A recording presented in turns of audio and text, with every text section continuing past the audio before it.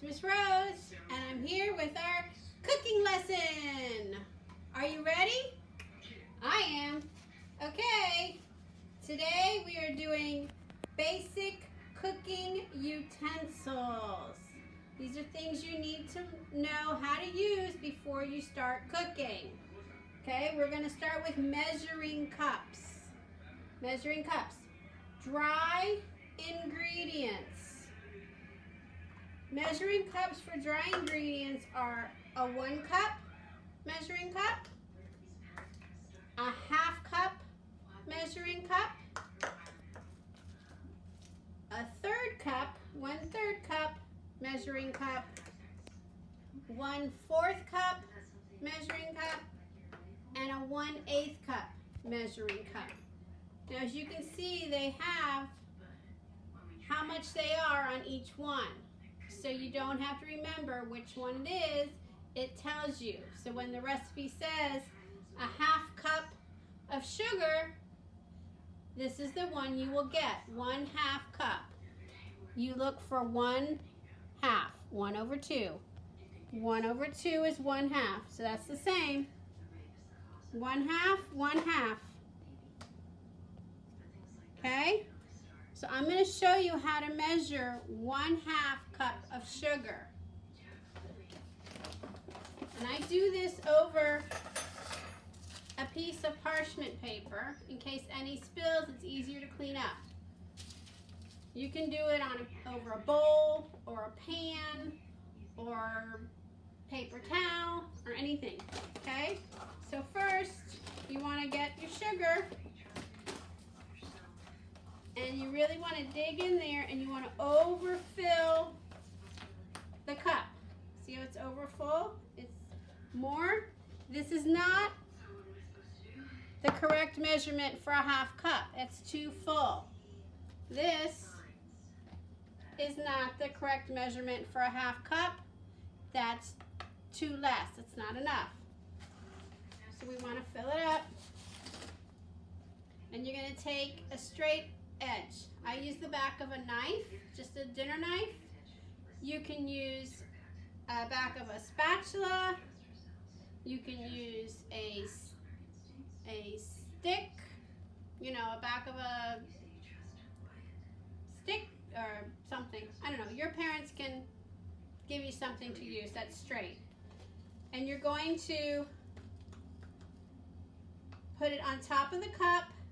And you're going to slowly move it over the top of the cup. Mine's got lumps. Slowly move it over the top of the cup until it is smooth on top. See how smooth that is? And it's level, okay? It's not over, it's not under, it's level. That is a 1/2 cup of sugar. When you bake, this is what they mean by a 1/2 cup sugar. It needs to be exact. Okay? That's a 1/2 cup sugar. Now I'll show you how to do flour. Flour is a little bit different because sugar, the little grains of sugar fill in the holes. Flour doesn't fill in as easily. So we'll do a 1/4 cup. This is a 1/4 cup here too. I use this one a lot. I had to rewrite it on there. 1/4 cup of flour. So we're going to dig in. We're going to put a big mountain of flour. Okay? Big mountain. Ready? And we're going to take our knife or whatever straight edge you have, and you're going to slowly pound the flour in to fill in the holes. Then you're going to level it off like you did with the sugar. See how level that is? Okay, that is a 1/4 cup of flour. You do the same thing no matter which one. A cup, 1/3 a cup, 1/8 a cup, so that's flour. Those are dry ingredients for measuring cups. Then you have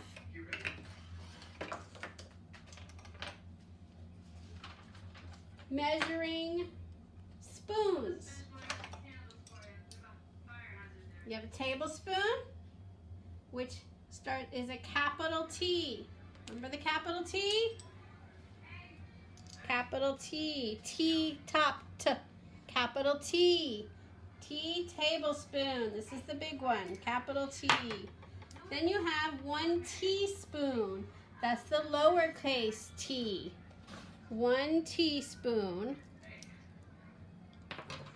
You have a half a teaspoon. 1/2 teaspoon. These are all labeled too. And 1/4 teaspoon. Okay? These are used for both dry and liquid. Dry and liquid. We're going to do dry first. I have black pepper here. So I'm going to take the 1 teaspoon and I'm going to measure out 1 teaspoon of black pepper. Okay? Right. I hope I don't sneeze because it might go up my nose. So, you see this? Looks like a smiley face? This is where the spoon goes. The same thing. Level here, level there. You go in, you fill up the spoon, and you level it off like we did with the sugar and the flour. And that is 1 teaspoon of black pepper.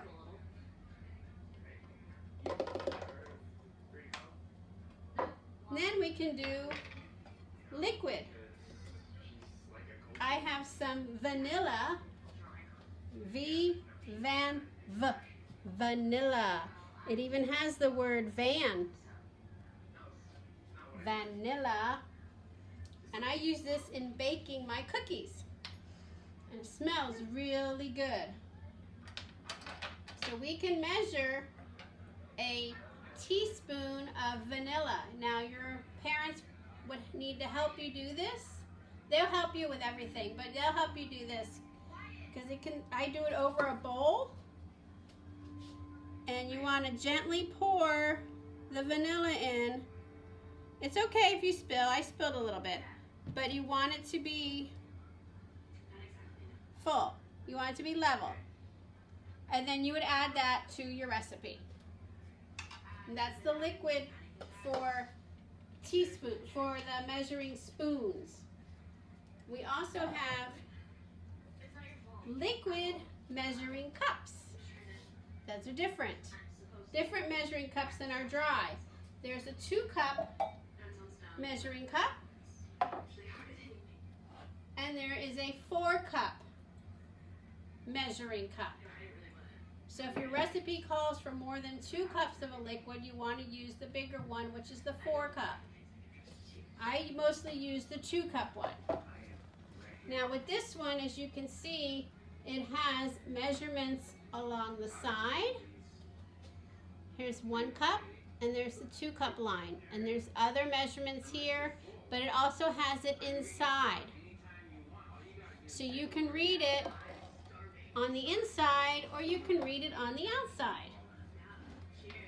So what I like to do when I pour the liquid, this is what you should do when you pour the liquid, is get down and look at it at eye level. So I'm gonna pour some water.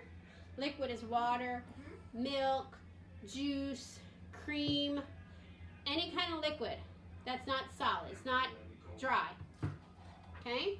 So I'm gonna pour up to 1 cup. So I'm gonna slowly pour it in, and I'm gonna watch it come up. And that's 1 cup right there. That's 1 cup of water. And then you can look this way and see it's 1 cup of water. So you can see 1 cup of water. It should be right on the line. That's 1 cup. Okay, and then you would pour that into your recipe. If you over pour, you can always pour a little bit back. and then check it again. But you have to get down to the level to make sure.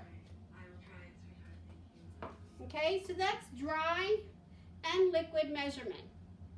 Now, next time we meet, we will go over some other kitchen utensils you use in your kitchen to prepare your snacks, your dinner, your lunch, and then we're going to make some different recipes. Okay, and we'll be using these things, and this is something you will use for the rest of your life, hopefully. Hopefully you'll be cooking, because cooking's fun. Okay, so I hope I will see you next time where we will learn other kitchen utensils and we will have fun cooking.